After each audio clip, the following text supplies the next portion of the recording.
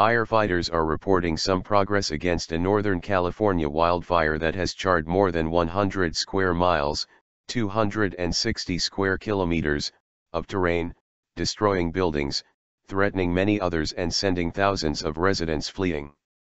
As firefighters and equipment from outside the state poured in to battle the blaze burning about 100 miles, 160 kilometers, north of San Francisco, more than 13,000 people were required or urged to leave their homes, vacation cabins, and campsites.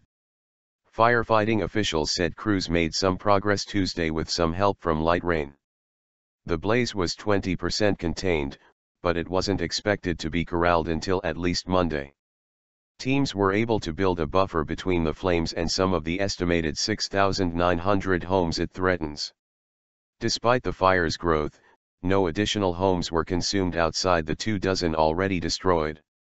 The fire, by far the largest of 11 burning in Northern California, started on July 29 in drought-withered brush that hasn't burned in years in the lower lake area. A cause hasn't been determined.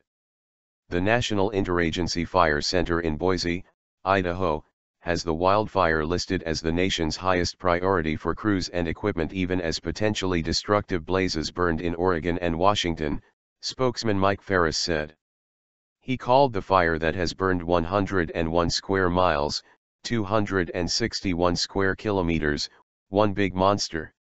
In Northern California alone, all their resources are committed, and they are having to go outside the geographic area to get resources, whether it's aircraft or firefighters, Ferris said. With more than 3,000 firefighters battling the smoky blaze and evacuees seeking shelter, motels were booked up for days within miles.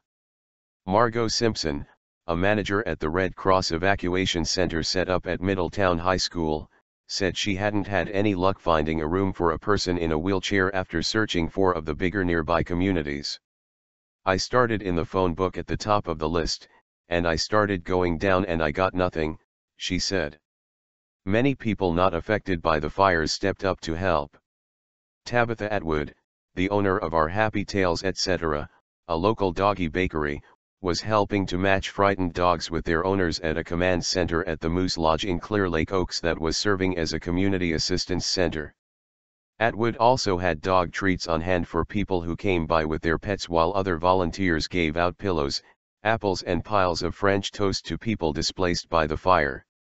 These are our friends, our family, and our neighbors, she said.